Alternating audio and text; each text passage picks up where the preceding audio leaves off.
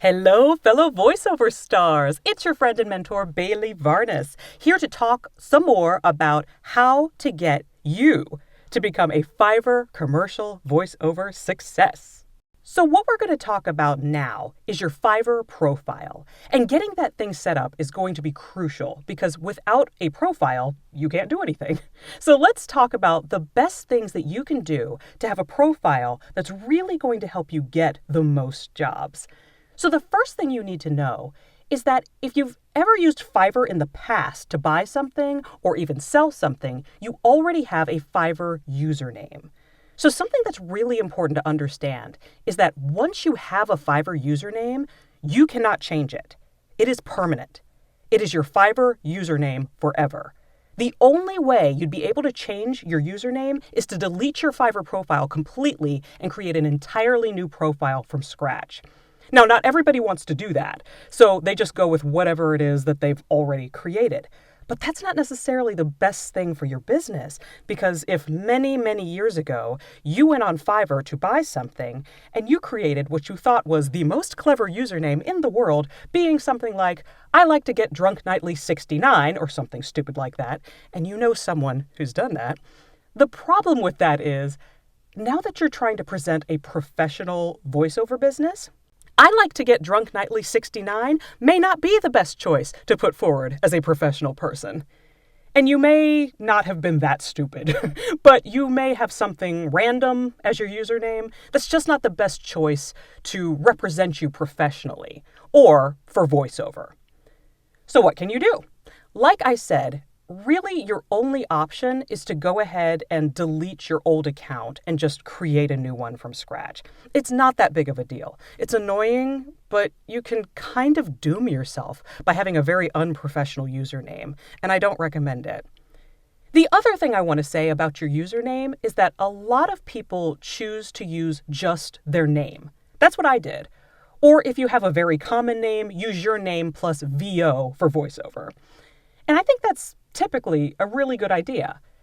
But here's the one reason some people may choose not to recommend it. As I think I've mentioned before, Fiverr has quite a bit of controversy around it in the voiceover industry. A lot of people think it's forcing a race to the bottom and that it's just evil. And there are a lot of people who say that if you ever work on Fiverr, or if you have anything to do with Fiverr ever, you will never work in the real professional voiceover world ever again. Okay, I am living proof that that's not true. But there are some people who have that attitude and say that if you choose your actual name for your username, it makes you easier to find in, say, a Google search and show that you might have been on Fiverr. And there's a fear that it might turn off some people in the industry. And the truth is, it may. So it may be a risk you don't want to take. You may choose rather to have your username be a business name that you've chosen for yourself. But I typically find that using my full name makes it easier for a lot of people who don't care about that kind of stuff to find me. And so then it's actually a lot more lucrative for me to just have the same name on everything that I do. It's really up to you. But I did want to point that out in case you find someone who says that. But I really do find people like that, they're few and far between. And a lot of people understand now that, look, Fiverr is a big player and people have to get started and make money somehow. Not everybody gets hired every single day for a $50,000 national commercial. So you do what you got to do. So I'm just putting that out there so that you understand and can decide for yourself if you want your full name out there or whatever it is you want to do. But those are the options when choosing your username, and that will be the name that you pick going forward permanently. So just know that. Okay, so once you've chosen your username for yourself, and you've got whatever it is that they need technically from you from the beginning, then you're going to come to this page here, your official profile page to fill out. And you can always access your profile here by your little picture logo area. So let's talk about that. So the first thing you're going to want to have is a profile picture of yourself. Now, you don't have to actually use a picture of yourself. I have one because I want it to look as friendly as possible and show that, hey, this is who I am. This is what I do. I think it kind of indicates maybe the kind of voice they're going to get. I don't know if it does or not. I may actually sound older than my picture tends to look, but I don't freaking care. I play a wide range of voices. So that's the deal with me. The only thing with pictures that tends to create ridiculous drama is that if you have gray hair, everyone assumes you can just play old people, which is pitiful. Because I know a lot of beautiful gray-haired individuals who definitely sound younger than I do. But I just wanted to alert you to that ridiculous limiting ageist nonsense. But you don't have to have a picture of yourself if you don't want to for any reason. What I would recommend, though, is you at least have some kind of brand logo for your company so that it looks like you tried. It's not just the first initial of whatever you chose for your username to be. Because that way it looks like you're actually in there, actively working. Now, as you can see, I actually did choose to use my full name for my username, like I said. I chose that because I think it makes it easier for people to find me for whatever reason. Obviously, Fiverr wants all communications to go through their platform, but it makes it a lot easier to search my name and find me in other places, if necessary, for anything else. Now, below my username, this little line right here is just a really simple, short explanation of what your entire presence is about on Fiverr and your major keywords. So this is basically a summation of what all of your gigs are going to be focused on. So I've chosen to have my little short summary say, Professional American Female Voiceover. The word professional isn't as great of a keyword because not a lot of people necessarily search for the word professional. I just like it because I think it helps me show that I'm not an amateur. I'm not new. I've been doing this for a long time. But American is heavily searched. The kind of accent that somebody might be searching for is a great keyword to use. Female, male, or even non-binary, all hugely searched keywords. And then you definitely want to have voiceover because otherwise I don't know why you're watching this and why you're here. But that's the big keyword that everybody's going to be searching. So something along the lines of that with whatever you specifically want to be known for, like YouTube instead of professional, if that's really what you want to focus on, you might put that as well. Because that way, the keywords are going to try to push you to the top. Well, for more specifically for people searching for YouTube voiceover. So just a very quick summary full of keywords. So this button here would let me preview how my profile would look to the general public. Right here, this is something that they rolled out more recently. It's a business profile. It's basically the same as this profile, but it's formatted just a little bit differently, specifically for Fiverr business customers. They're the people who buy a lot of jobs on Fiverr, and they do a lot more traffic. But like I said, it's the same stuff. It's just laid out a little bit differently. And I don't think this becomes available until you get to a certain seller level or have been on there for a certain amount of time. So don't worry about that until you see that it pops up. They'll send you emails to fill out for your business profile. They'll let you know when you're ready to do that. Okay, so then it just gives some statistics and information about you. You can't really change any of this. I basically set up my profile at the end of 2019, but didn't get started really until early 2020. And if you remember, that was a great time to be getting started, early 2020. But look, in no time at all, I bumped right up to top rated. It shows my response time and the last delivery time that I actually turned in a project. So this is all public information. For anybody who wants to buy from me, they can say, oh yeah, she's been doing this for a while.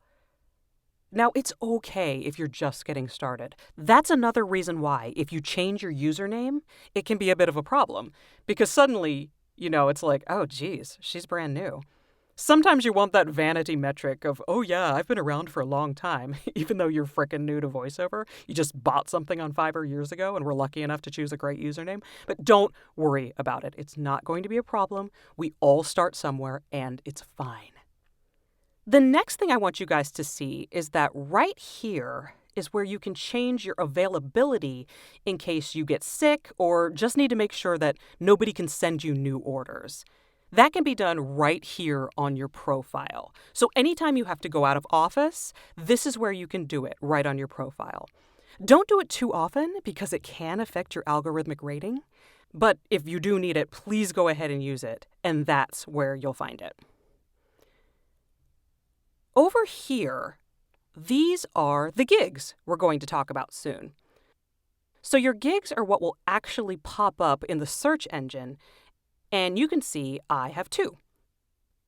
I have just a general catch-all gig, just about voiceover in general, and then this one is specifically for people who want me to record things for their voicemail, IVR, or phone systems. So these are the two gigs that I have. I could have a lot more, but for now I've just chosen two because those two I was getting pretty regularly, so we'll go into detail about them later. So this here, they're always trying to push you to have an intro video. It's in beta, so we're not really going to talk about it. You really don't need this for voiceover because they just need to hear your audio, but that's why Fiverr has it there. They're always trying to make it work. We'll see. Just don't worry about it for now. So something interesting here that you might like to know about the profile is if you have some big clients that you worked with, you can go ahead and list them here. Now, you do have to provide information about who it was and websites and what the date was that you did the work as proof, but it's pretty cool to have, and it'll appear on your gigs as these are some major clients that you've worked for. All of your reviews are going to pop up under your profile. So you want to do good work, and there's really nothing you can do to change that because they're public. But you can reply if you get a bad one and explain yourself publicly as well. And they can't reply to your reply, so you get the last word. Yay! Now, down here again, this is what I was saying about the business profile for the Fiverr business clients. This is where you would actually add some stuff for that. So don't worry about this at the beginning. There's not a whole lot of badges you need to earn as a voice actor, because they're more to prove that you can do something like software development or any kind of really technical skill that you want some proof about. For voiceover, it's just, can you talk? Do you have a demo? That's all you really need on here. Once they hear your demo, you have passed any proof test. So you do need to add a description of yourself. My description is actually kind of a shorter version of what I put into my gigs. So I'll go through that in the next video when we talk about gigs, but make sure you have a short but nice description of yourself. Include any languages that you're comfortable with, and say whether or not you're fluent or basic or conversational, whatever. I just do English because that's really my only really strong language. So, like badges, you really don't need tests. Again, you're not in software development.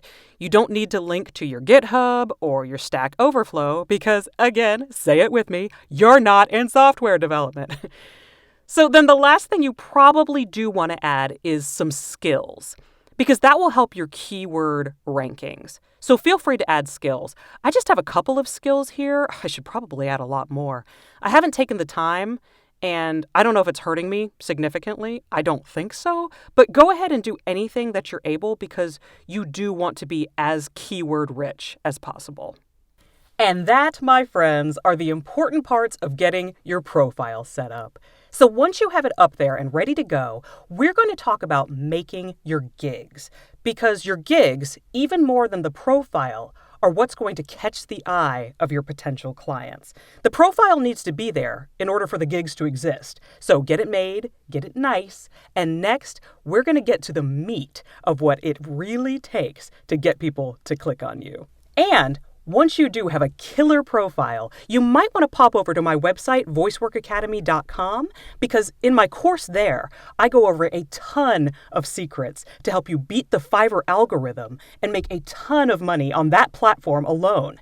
It's possible because I've done it. So check it out, and I'll see you in the next one.